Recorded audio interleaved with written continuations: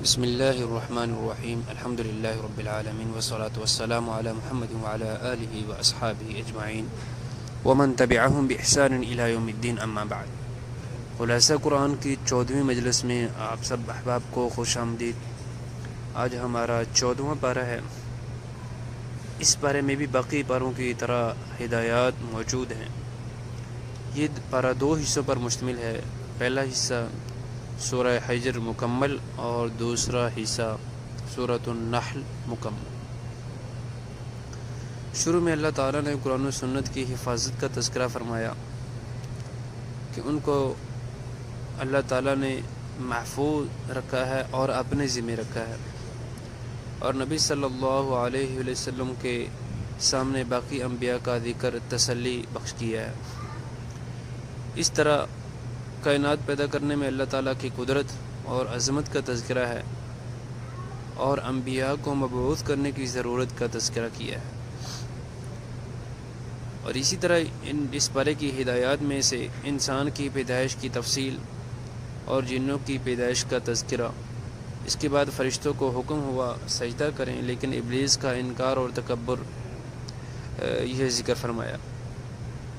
اس کے بعد اس صورت میں 3 قصے ذکر ہیں: ابراہیم علیہ السلام کا قصہ، اسی طرح لوط علیہ السلام کا قصہ، اور ہجر والوں کا یعنی قوم ثمود کا قصہ، اور ان کا انجام جب انہوں نے رسولوں کو جھٹلایا۔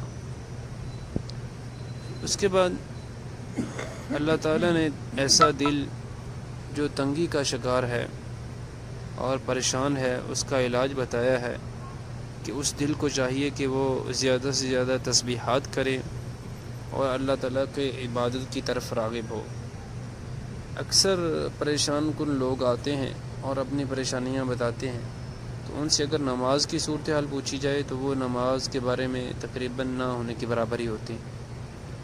تو رسول اللہ صلی اللہ علیہ وسلم کو جب بھی کوئی پریشانی آتی تو وہ نماز کی طرف لوٹتے، نماز کی طرف لپکتے۔ تو ہمیں بھی نماز کا خاص طور پر اہتمام کرنا چاہیے۔ وَلَقَدْ نَعْلَمُ أَنَّكَ يَضِيقُ صَدْرُكَ بِمَا يَقُولُونَ فَسَبِّحْ بِحَمْدِ رَبِّكَ وَكُن مِّنَ السَّاجِدِينَ وَاعْبُدْ رَبَّكَ حَتَّى يَأْتِيَكَ الْيَقِينُ۔ اس کے بعد سورۃ النحل شروع ہوتی ہے۔ بعض علماء نے اس کو سورۃ النعم بھی کہا ہے، کہ جس میں اللہ تعالیٰ کی نعمتوں کا ذکر ہے، اور اس سورت کو پڑھ کر انسان کو نعمتوں پر غور کرنا چاہیے کہ اللہ تعالیٰ نے اگر اپنی عبادت کے لیے پیدا کیا ہے تو ہم پر کتنی زیادہ اس دنیا میں ہی نعمتیں عطا کر دی ہیں، جبکہ آخرت کی نعمتوں کا تو کوئی شمار ہی نہیں ہے۔ تو اس کے بعد یہ مکی صورت ہے، اور اس میں بھی توحید کا تذکرہ ہے۔ اس صورت میں اللہ تعالیٰ کی الوہیت کی بے شمار دلیلیں موجود ہیں، اور مشرکین کا فساد اور اس کا انداز ذکر فرمایا ہے۔ اسی طرح قرآن کو جھٹلانے والوں کا تذکرہ اور اس پر ایمان لانے والوں کا تذکرہ اور آخرت میں دونوں کا ٹھکانہ ذکر فرمایا۔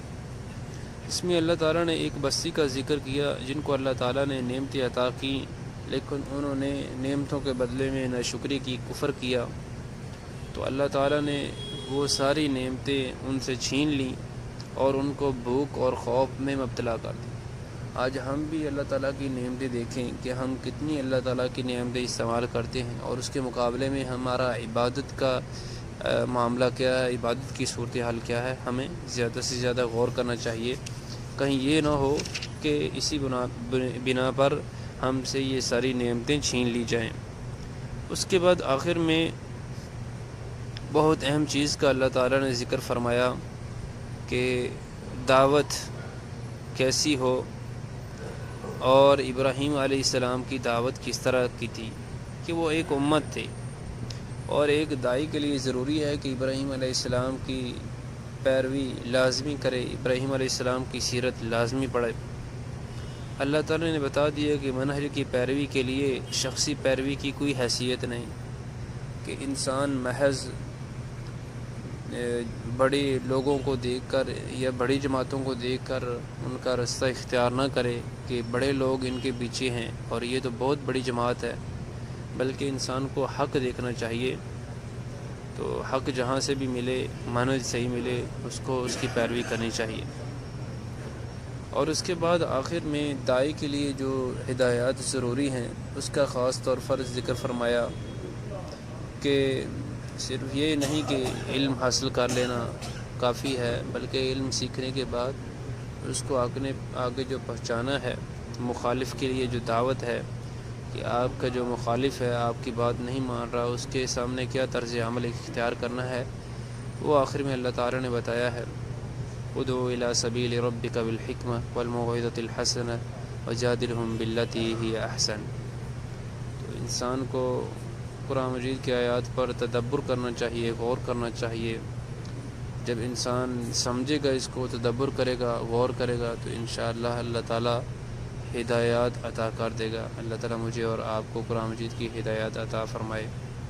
سبحان ربک رب العزت عما یصفون وسلام علی المرسلین والحمد للہ رب العالمین والصلاة والسلام علیکم ورحمۃ اللہ وبرکاتہ۔